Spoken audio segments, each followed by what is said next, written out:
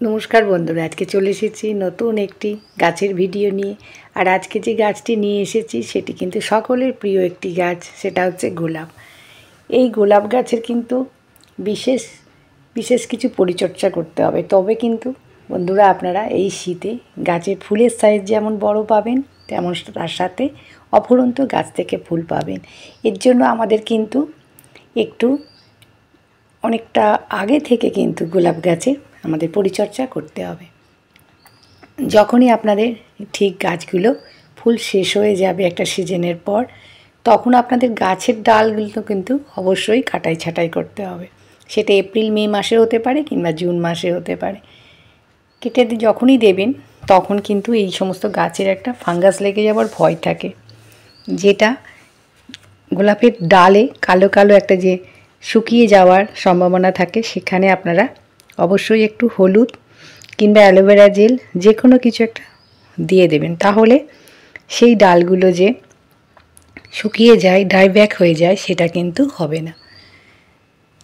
এই সমস্ত গাছে ডাল তো আমরা কেটে দিলাম, তারপর নতুন নতুন যে ব্রাঞ্চ বেরোবে তার জন্য আমাদের একটা ভালো খাবার দিতে হবে। বন্ধুরা, সেই সময় আপনারা গোবর সার, 1 চামচ ডিএপি এবং তার সাথে সরিষার খোল, এই 3টি সারকে আপনি ভিজিয়ে জলে দিয়ে গাছে দিতে পারেন কিংবা শুকনো অবস্থায়। এই সারটা দিলে কি হবে, আমাদের গাছটা গ্রোথটা ভীষণ সুন্দর হবে এবং তার সাথে গাছটা আমাদের ঝাড় হবে সুন্দরভাবে। তারপর এই যে ফুলগুলো গাছের যখন শুকিয়ে যাবে তখন কিন্তু আপনাদের কেটে অবশ্যই ফেলে দিতে হবে, তা না হলে সাইড থেকে নতুন ডাল বার হবে না। এবং একটু হলুদ এর পেস্ট এই সমস্ত কাটা জায়গায় দিয়ে দেবেন।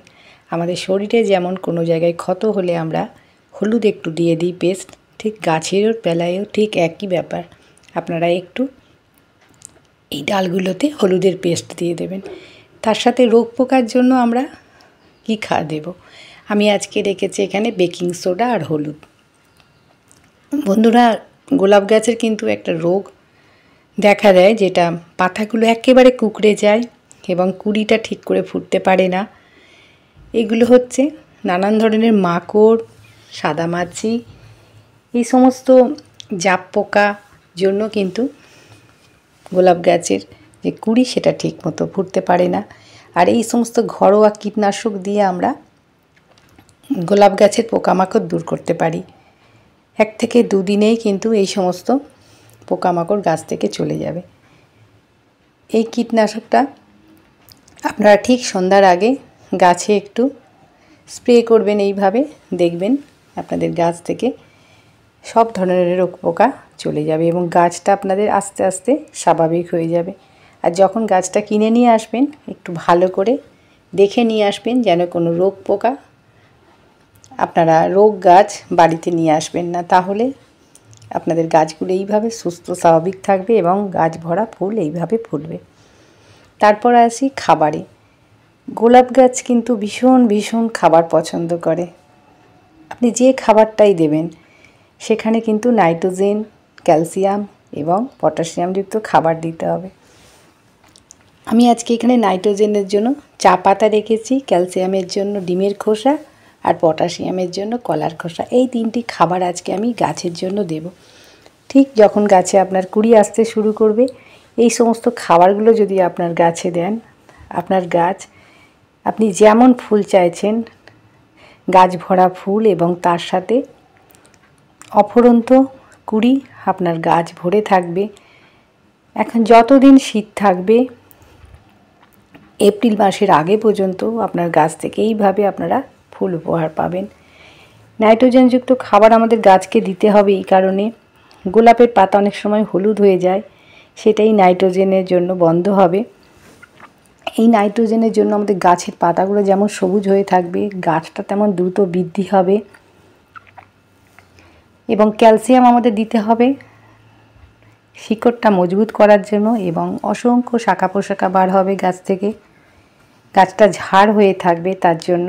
আর পটাশিয়ামের তো ভূমিকা অপরিহার্য গাছের জন্য, গাছটাকে ফুল আনার জন্য এবং কুঁড়িগুলো যে ঝরে পড়বে সেটা বন্ধ হবে। টবের মাটিটা এইভাবে আমি একটু পরিষ্কার করে নিচ্ছি। বন্ধুরা, আপনারাও টবের মাটিটা একটু পরিষ্কার রাখবেন। আগাছা থাকলে আমরা যে খাবারগুলো দেব সেগুলো কিন্তু আগাছা কিছুটা নিয়ে নেবে। তার জন্য আগাছাগুলোকে আমরা তুলে ফেলে দেব এবং মাটিটা হালকা খোঁড়াই করব সপ্তাহে একদিন। এবং টবের মাটিটা বন্ধুরা, এটা কিন্তু ভীষণ একটা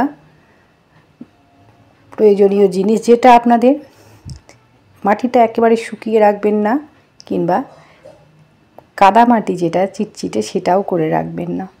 টবের মাটি দিয়ে জলটা ঠিকভাবে পাস হচ্ছে কিনা সেটা লক্ষ্য রাখবেন, আর মাটিটা এইভাবে ঝুরঝুরে রাখবেন। তাহলে আপনাদের যে গাছের শিকড় সেটা ভালোভাবে চলাচল করতে পারবে, আর আমরা যে খাবারগুলো দেব সেটা গাছ কিন্তু খুব সহজেই গ্রহণ করতে পারবে শিকড় দিয়ে।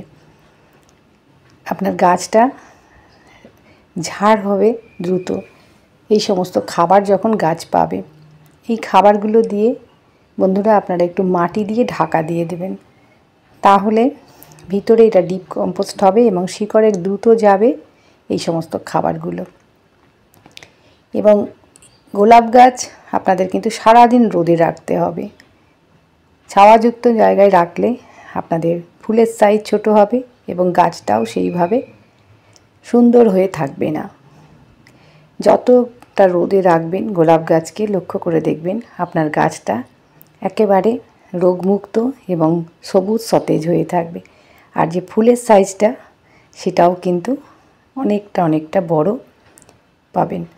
হাজারি যে গোলাপ সেটা তো অনেক ফোটে, ছোট সাইজটা হয়। গোলাপের তো অনেক জাত। সেখান থেকে আজকের মতো নমস্কার।